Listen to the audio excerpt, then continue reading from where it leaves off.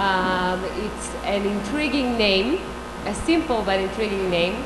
So I'm just going to keep you guys on your toes and let Ami Ben Bassat start his session and present his speakers.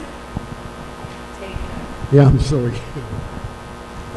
Okay, my name is Ami, and the subject, as you already see in the board, is the makers movement or the makers culture. This is a very broad term, and today we will touch only on top of it, on tip of it. We have 3 members, or I think we have some surprise.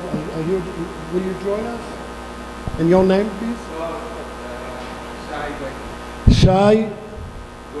Shai Goitai. Please have a seat. I don't have any idea what are you doing, but you will introduce yourself. Anyway, so each one of the members here of the panel will introduce himself later and produce its making. But before that, please, all of you honored members of the panel, please have a look on the board. We have a sort of, I would call it philosophical note. And I would like each one of you, please relate in short, in 1 or 2 or 3 sentences to this note. I will read it to your benefit. AI, clever machines and robotics are all around already. Is the makers movement our last attempt as human beings to regain control? So this is a sort of question. Who would you like to start? First? Nimrod, okay. I guess. Well, it's a pretty broad question. I guess the premise is that, as I understand it, is that as technology advances, we see less of the low-tech making. I guess that's maybe what you mean by regain control. I mean, we see more and more people using technology and not as many makers, not as many artists, not as many people using low tech to build things, to build things with their own hands. I actually see that a little bit differently. I think that technologies today are amazing in terms of the fact that they support makers and allow people access to technology and allow people to make things in ways that were not previously available. For example, technologies such as 3D printing today allow people access to technologies that only 10 years ago were not even available for the high-tech industry, to the aerospace industries and so on. We have people today in high school who have access to machining tools and rapid prototyping, and that is actually enabling, in my opinion, people to be more productive as makers and to use these new high-tech tools and these new technologies in order to actually take this art or this passion of them forward and use that in better and more productive ways. So I actually see that as a positive. Okay, thank you. Makers of the 21st century. Liat, would you like to comment? Just volunteer.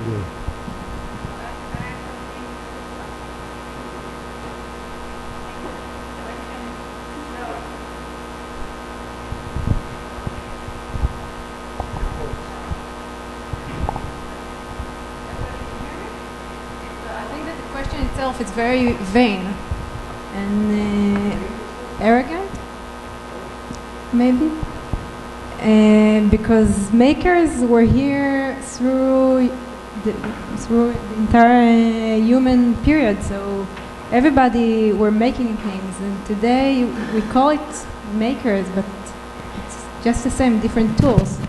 And even saying that we will build things that will overcome our ingenuity is something that is vain, because we're not that smart, I think.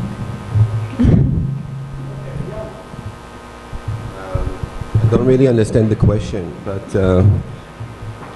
in other words, I still don't know what to think about the makers movement. I don't know if I'm a part of the movement. What I do is basically art, and to me, creating or making stuff as a 21st century artist is really utilizing, my palette is not oil and brushes anymore. It's software, code, and making, the tools that enable me to execute my art and push the art language forward.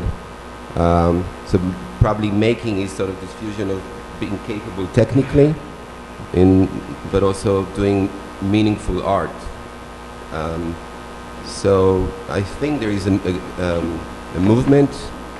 I don't know if I'm a part of the movement, but as Liat said, people have the urgency to create and be creative, and you just see this iteration in 21st century now. Yeah, I see. Shai, would you like to say something? Hello? Yeah. Well, I myself am not an artist, more inventor, entrepreneur, designer. The way I see it, we're physical beings and we're flooded with technology. It's only a natural step to regain control and using real physical things.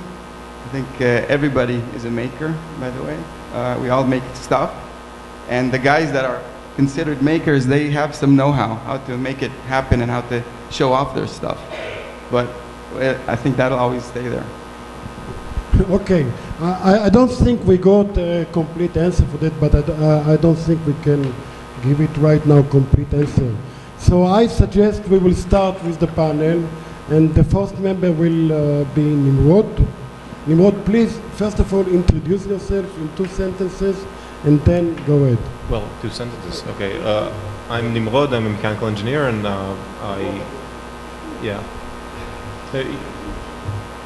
you can stay on stage. That's fine.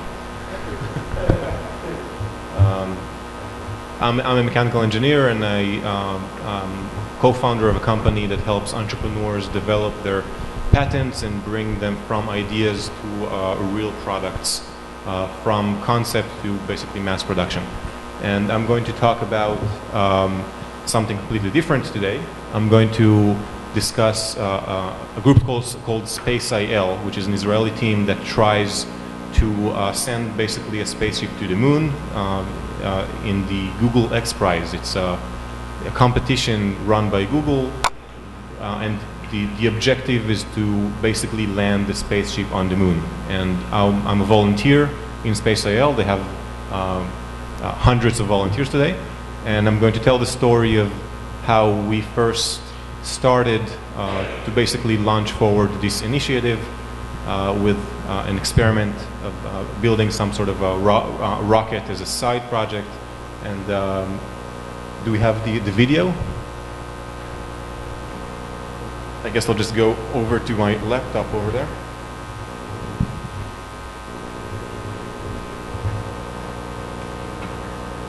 Okay. So Space Eyal was actually founded by a friend of ours. His name is Yariv Bash, and the objective of the competition, as I said, is to send a spaceship to the moon. And I'm going to go over a side project, which was basically building our own test rocket with the objective of testing all the electronics and guidance systems. So when we first started out, it was a very small team. There was very little funding, and they already basically put together the electronics for the spaceship. But the problem was, how are we going to test and make sure that the electronics can actually withstand the G-forces and all of the different forces that act upon the electronics on the way to the moon. So the way to do that was to build our own rocket.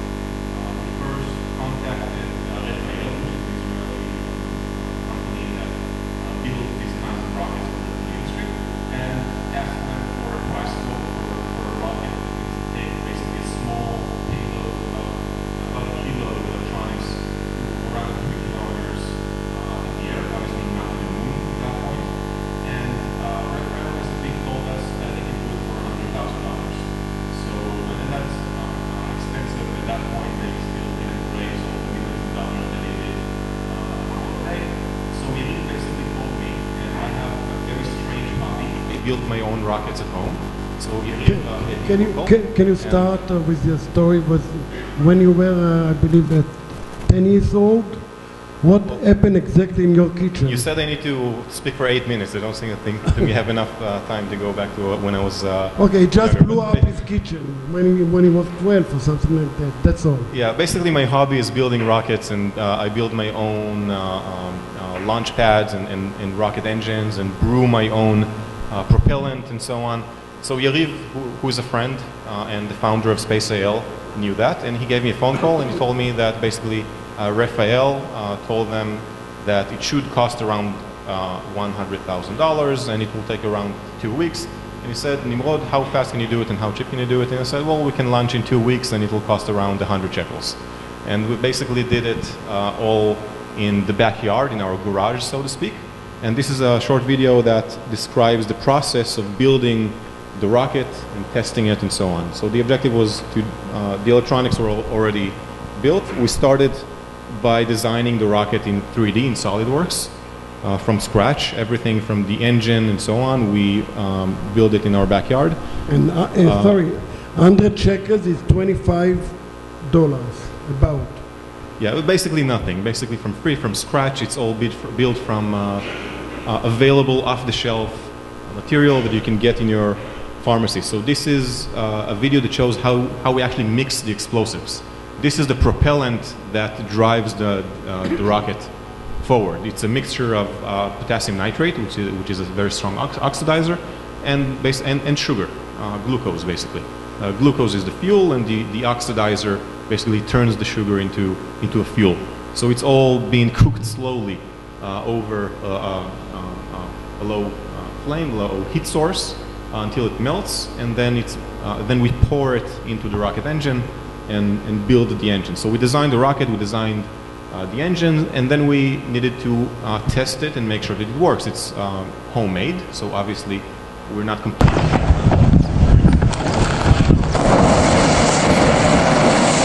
This is just burning parts of the propellant in the open air, and then we move forward to the static engine test. This basically means that we put the engine in the ground. The thrust is directed upwards. We're not launching anything. We're not trying to get anything to fly through the air.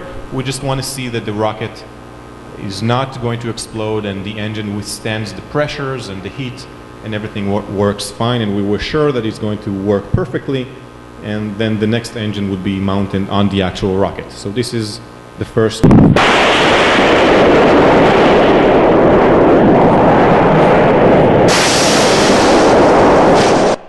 This is the. See, also didn't go so well.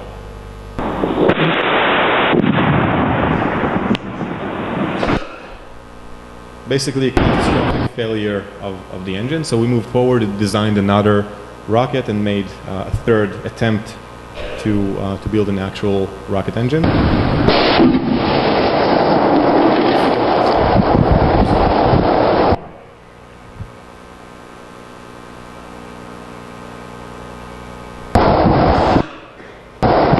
So test number 4, we made some corrections.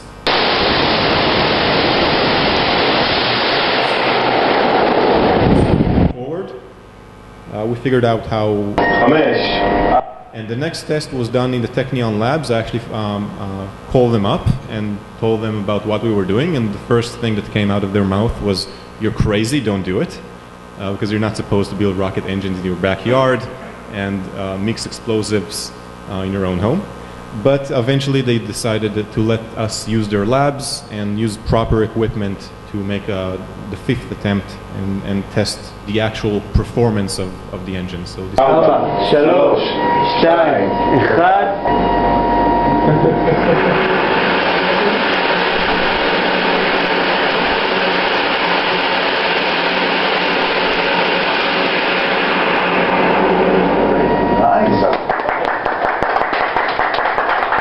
So we had 3 failures and 2 successful tests, so we decided to move forward and take the chance and try to mount the engine on an actual rocket. We built the engine, and this is the launch day. As you can see, the rocket itself is basically just a pipe with a 3D printed nose cone and some fins on it. And very basic, very simple. It took us just a couple of days to build it. Everything was off the shelf, nothing special. And this is the actual launch date. We mounted the electronics inside the rocket. We had our parachute followed inside of it, and we were ready for launch and prayed for the best.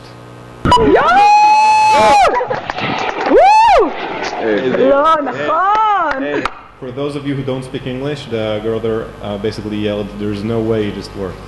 So everybody counted on my abilities to build a rocket that doesn't explode. We had 3 failures and 2 successful tests, so it wasn't really, we weren't really confident that it was going to work, but it did. And this is what it looks like from a distance.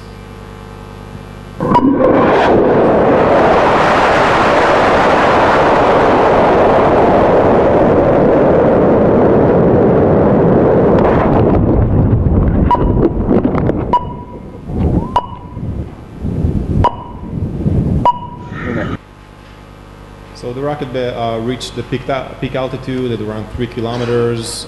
Everything worked as expected. We were very surprised. The guidance system and the electronics survived the trip. The parachute deployed, and we even managed to find it and retrieve it. We got some media attention as well. And that was basically the project. That was over a year ago. SpaceL is now, I think they raised quite a few millions, around $12 million. They're way on their way of getting to the goal. They're launching within about 2 years, I think is the time frame. Have hundreds of volunteers all over the country. A lot of the companies in Israel are supporting them. And if you want to learn more about them, there's a website, spaceal.com, and they're always looking for more volunteers and contributors and so on. So I recommend you go to their website and see what they're all about. Very cool team and very important group of entrepreneurs. And the objective is basically to be the 3rd country to put the Israeli flag on, to put a flag on the moon. And the 3rd flag on the moon can be the Israeli flag if they manage to do it. So we wish them the best, and check out their website. Thank you, Nimrod. You're a kind of rocket maker, I would say. I guess so, yeah. That's a side hobby. Everything and anything, that's an old hobby of mine. Okay, thank you.